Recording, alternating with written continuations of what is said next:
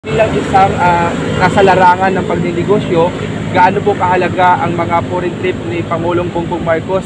In fact, nakabisita na po siya sa 17 na bansa sa loob lamang ng 2 taon sa pwesto niya.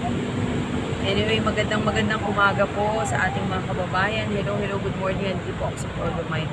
Alam mo yung ginagawa ni Presidente ng ating mahal na Pangulong Bongbong Marcos, yung kanyang mga trip na talaga lumalabas siya ng bansa, nakikipag-usap, talagang binibigyang pansin niya yung progreso ng ekonomiya.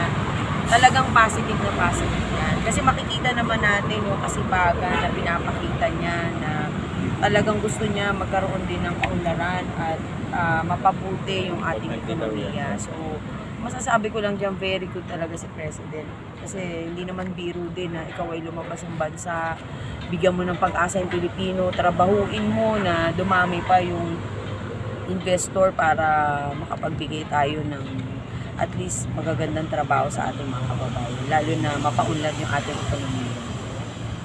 Ma'am, pangalawa po, lalong tumataas po ngayon ang approval rating sa SWS survey nitong last quarter ng 2023. Sa tingin niyo po, ma'am, ano kaya ang dahilan sa magandang numero na performance ng Pangulo?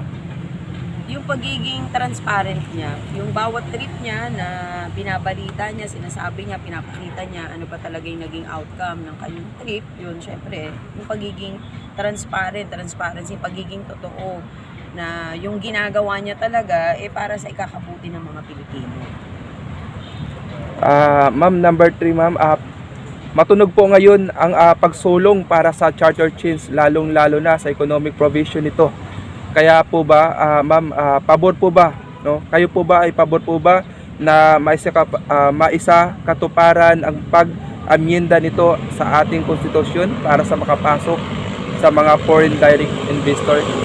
Actually, hindi naman tayo pwede matulog sa ikakabuti ng ating ekonomiya eh. So, kung makakabuti yan at talagang makakapagbigay pa ng mga trabaho, na makakatulong pa sa ating mga Pilipino, syempre, dapat suportahan na lang natin.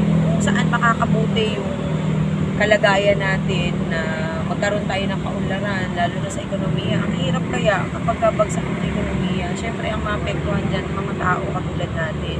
So, favor ako basta sa ikakabuti para sa ating mga Pilipino. Tayo naman, yung namang pag-amyenda, yung sa charter change, yan lang yung para sa kaunlaran, matutukan yung economic progress natin.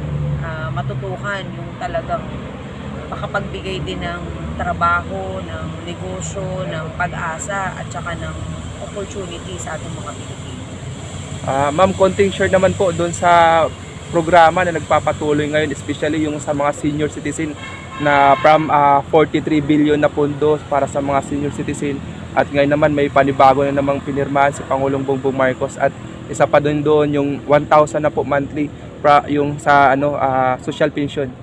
Actually, talagang very good news po yan dahil nga naibaba na ng ating mahal na Pangulong Bongbong Marcos yung 43 billion pesos para sa health insurance ng mga senior citizen. At syempre, dagdag benepisyo rin yung 1,000 pesos na para sa ating mga indigent ng mga senior citizen, na talagang yung walang-wala, magkaroon sila ng chance na magkaroon sila ng pension na makakatulong para sa kanila. Syempre, unang-una masasabi ko lang dyan, ako naman ever since nag-umpisa sa OLE registration up to now, na natutuwa ako kasi umabot na ng 5 milyon ang mga nakarehistro ng mga senior citizen, at patuloy pa natin itong gagampanan para lahat ng senior citizen ay masiguro natin na marehistro para yung kanilang 43 billion pesos ay talagang mapunta sa kanila direct. Dahil alam nyo naman, ang buhay ng isang senior citizen napakahirap. Kung tayo nga nasa middle age, diba, nahihirapan, napapagod, what pa yung ating mga senior citizen na. Kaya ito ay isa ring pasasalamat natin sa mahal na Pangulong Bongbong Marcos dahil sa pagbibigay atensyon niya para mabigyan din ng tulong ng ating mga senior citizen. Malaking bagay po ito. Kaya sana, para sa ating mga kababayan na may mga senior citizen sa kanilang tahanan o may magulang pa o kamag-anak, tulungan po natin sila na makapagparehistro online, kasi ito rin yung paraan natin na mabigyan sila ng tulong, lalo na maramdaman nila na mahal sila ng ating gobyerno. Kaya sana sa ating mga senior citizen, mag-visit po kayo sa website na www.ncsc.gov.ph na kung saan dito pwede po kayo magparehistro online at makikita nyo yung mga activities ng NCSC at yung mga programa na nakalaan para sa ating mga senior citizen. Ma'am, schedule niyo po sa Media House Express po. Oo, every Saturday meron akong teleradyo sa Media House Express 1 to 2 p.m. Ito ay nagbibigay daan para magkaroon pa tayo lalo ng pagtulong sa ating mga senior citizen at sa ating mga kababayan na maipaabot natin yung magandang balita, matulungan natin sila sa ibang programa, makababa tayo sa masa para higit natin maunawaan ano ba talaga ang sitwasyon nating mga Pilipino sa ngayon at ano ba yung solusyon na pwede nating gawin para makatulong tayo sa kanila. Ma'am, mensahe niyo po sa maraming katulad mo, sana maraming katulad mo na patuloy na sumusuporta sa mga programa para sa ating mga kababayan. Ano yung mensahe niyo po sa katulad niyo po? Siyempre, ang mensahe ko, ipagpatuloy nyo lang po yung ginagawa ninyo. Higit natin kailangan ng isa't isa sa ngayon. Hindi lamang dahil sa kahirapan, kung hindi bigyan din natin ng pag-asa ang bawat Pilipino na sa kabila ng problema na pinagdaraanan natin, sa kabila ng kahirapan, ng pag-iisip, pagdurusa ng ibang Pilipino natin, mabigyan natin sila talaga ng support at pag-asa rin na tayo ay magtulungan para naman sa ikauunlad din natin, lalo na tayong mga Pilipino. Siyempre, ang dapat din natin mahalin yung sarili natin bansa, yung kapwa natin Pilipino na sa pagtutulungan, wala talagang imposible, kundi mabibigyan natin kahit paano ng solusyon yung mga suliranin na nararanasan natin sa ngayon. Actually, meron akong FB page, yung Mara Tamundong Supporters, na kung saan nandyan po makikita ninyo yung mga activities na aking ginagawa.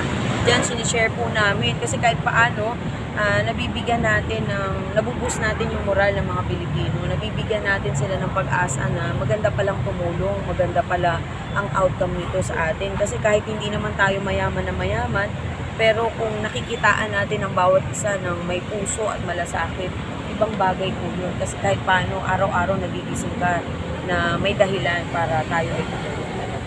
Ma'am, mensahe niyo po kay Pangulong Bongbong Marcos at kay First Lady Lisa na ngayon po patuloy po na nagpapagaling kasi natagtag po sa biyahe, ma'am, sa trabaho. Okay, nako, para kay Presidente Bongbong Marcos at kay First Lady Lisa Araneta Marcos, nako, ingatan niyo po yung health ninyo kasi kailangan po natin maging malusog para magampanan po natin yung ating ginagawa sa ngayon. Kaya bigyan niyo rin po ng oras na kayo ay makapagpahinga. Ipagdarasal ko na kayo po ay gumaling na or mapabuti pa yung inyong kalusugan dahil kailangan po natin ng bawat isa. Actually, talagang mahirap sa panahon ngayon na magkasakit dahil bukod sa magastos, at the same time mapuputol yung ating ginagawa. Kaya ako naman every now and then talaga I make sure na ako ay kumakain sa oras, kumakain ng gulay, nagtitake ng vitamins kasi para mapagpatuloy pa natin lahat ng activities. Kaya sana sa ating mahal na Presidente at First Lady, ingatan niyo po ang inyong sarili, intindihin din natin na sila ay tao rin at kailangan din nila talagang magpahinga. Ma'am, dahil nga po marami pong nagsasabi na ganun po kahalaga sa inyo ang mga senior citizen. At kitang-kita naman po ang pagtulong po ninyo. Bakit ganun na lang po daw kahalaga sa inyo ang pagtulong? Siyempre, sa dami ba naman natin pinagdaanan, lalo na nung panahon ng pandemya, nakita natin kung gaano kahalaga ang bawat isa.